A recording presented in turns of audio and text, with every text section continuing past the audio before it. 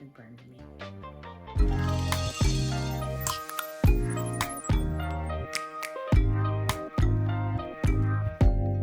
Open up, you OPN. Hit you on BBM. We should be closer than friends. Are any of you finding that dating has been a little bit challenging in today's world? I just spent like 45 minutes swiping through Bumble and I found nothing that I like. And now my hand is cramped. So I wanted to talk about what it's like to date in this world from my perspective. For me personally, it's been crazy. So in my honest opinion, I think the reason why dating is so hard is because, one, we either set unrealistic expectations in terms of what we're looking for. And in some cases, if you don't find every single thing that you're looking for in that relationship or in that person, you then just completely exit out of your mind. You're like, I gotta move on, there's gotta be something else. And the thing is, there is something else out there. And I don't think that we should ever be afraid to cut something off if we feel like it's not serving us. I learned about what I wanted in my next relationship. I learned about what I'm willing to accept, what I'm willing to not compromise on. And I also learned that self-love is the best love. And you really cannot look for your own happiness in somebody else. You have to find it within, and then you have to bring it to your relationship. And I'm continuing to learn so many things, and honestly, I love it. You meet someone at the bar, you meet someone on Bumble, you meet somebody on Tinder, the library, wherever. You guys are really hitting it off. The conversation is amazing. You can text all day. You're FaceTiming, you're laughing, you're sharing things about each other, and you're really just loving each other's vibes, and you're really thinking like, this might actually go somewhere. Maybe you go out on a date or whatever you decide to do. And you're learning that person, you're observing that person, you're understanding what they like, what they don't like, their reactions to certain things in certain conversations, how they communicate behind or outside of the screen, so to speak. And you're starting to realize that you don't know if you're 100% compatible with this person like you thought you were. I feel like I've ran into this several times, especially with online dating. I've met some really, really dope people, and I think they were really, really cool. But I think if I'm being real with myself, I think sometimes I don't always give someone a chance. First impressions are everything, and if my first impression of you is that you are an asshole, or if you said something to me that I didn't like, more than likely I am going to put a guard up, and the relationship probably isn't even gonna go that far.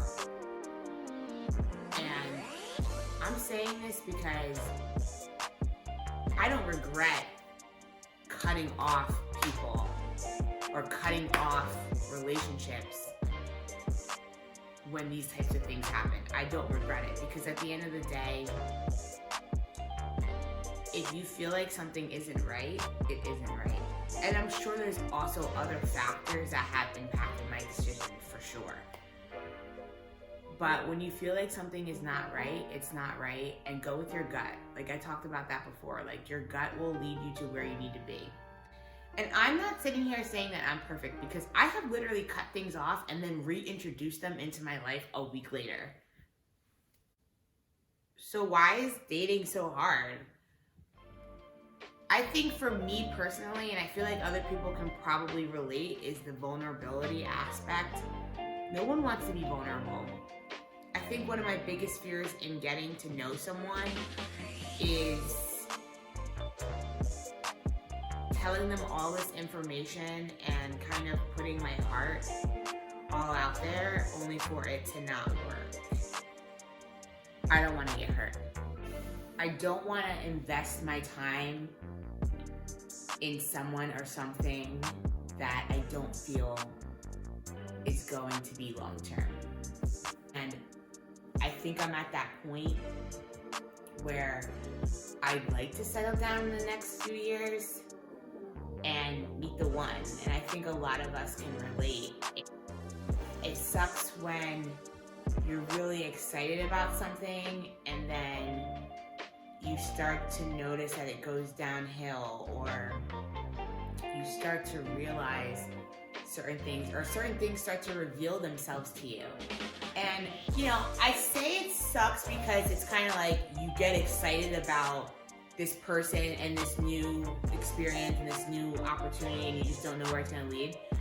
But then, like, at the same time, it's like, wouldn't you rather have certain like characteristics or personality traits or things like that be revealed to you in the beginning than later on?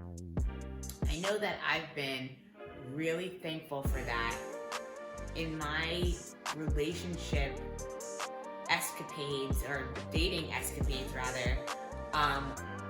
It has been so awesome because literally people have revealed themselves to me early on, and it's like I have like this crazy, like, I don't know how to explain it, but I have a very clear vision around how that relationship will probably turn out, like within the first few days of getting to know that person. So I'd like to admit that I am a little bit of a control freak when it comes to relationships and who I am giving my time to. And I'm not saying like I want to control this person's life, like my partner's life. It's not that. It's more so I want to control outcomes and I'm afraid to get hurt with these relationships. I don't know you. I don't know how you handle things. Like, our communication might be off. There's just a lot of things, and it's like it's hard to get to know someone and want to really expose your entire self to them because you just kind of don't know what they're going to do with that information. Like, if I give you my heart, are you going to break it? I'd rather leave you before you leave me, you know? So, like, I find myself kind of running away sometimes from things. Like, if I find myself running away from things when I feel like I'm not getting the same type of energy that I'm putting out. If I come to you with my concerns, I want us to be able to talk about that. I'm going to leave the floor open for us to be able to have a discussion. That is so important to me. And I get that, like, we are in the beginning stages of getting to know each other. So not everything is going to be perfect right off the bat. It's just not going to be. And we have to learn each other. But are you willing to be open enough for us to have conversations around how we make each other feel when certain things happen? Ladies, stop comparing your new relationship or new dating escapade to your old relationship. It's going to hurt in the long run, okay? You can take what you learned from your past failed relationship and use it as background knowledge in the back of your head. And with that information, it will help you determine what you want, what you need out of a relationship, and what you're willing to accept and what you're willing to compromise. You gotta kind of go into a relationship with a clean slate, because if you go into a relationship with a bunch of baggage, especially emotional baggage, it's going to hurt your relationship. Because now you have a new person who knows not much about you, right? You're getting to know each other, you're dating. And you already have these preconceived assumptions in your head that this person is potentially a cheater or a liar, or this person off the bat is not worth your time because they said that they don't like mojitos. I've done it. Like, literally, I have done this. And I have to learn, and I'm continuing to practice.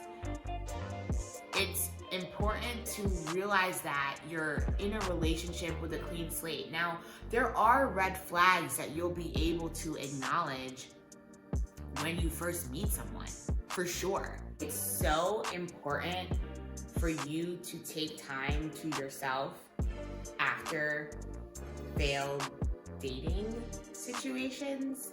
You need time to heal.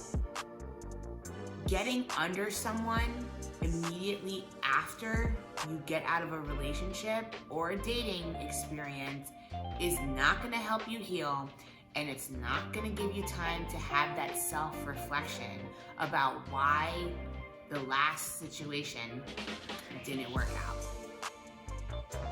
So stop it. Stop looking. First of all, just stop looking. Stop looking. Like, what's meant for you will come. You have to be patient. And I'm saying this because I'm convincing myself too. I have to say this to myself about 50 times a day. Like, stop looking for things. It will come. If it's meant to be, it's meant to be. Because I understand that we're all in a rush. Like, if you're 27 years old or you're 35 or however old you are, and you haven't found that special person that you want to spend your life with, of course you're going to be very, very impatient. Like, we want to be with someone. Like, basic needs, like basic human needs is to be loved and to be sheltered and to be cared for. And I understand why there's a rush. You need to take time to figure out why it failed. Not every relationship or dating experience, obviously, is going to be perfect, but what you can learn from it is what you do or do not want in your next dating experience or relationship. I think after every failed date, I really sat back and I thought, what during that conversation made me like cringe, and what is it that I need to look for, you know, upon that talking stage? Like, what is it that I want this person to be telling me during this critical moment of us getting to know each other that it's going to help me feel more comfortable to want to continue? Listen, in all these relationships that we've been able to obtain and all these experiences that we've learned from our dating escapades, they're all valuable lessons. They're all valuable lessons. It's valuable in helping you find out what kind of person you are.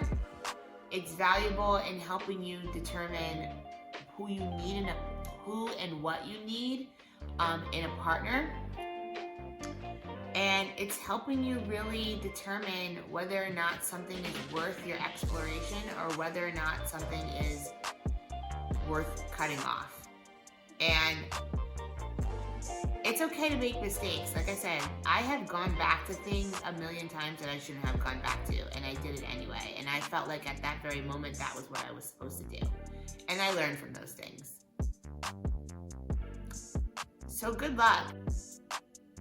Feel free to go ahead and put some comments. I'd love to have a conversation about this.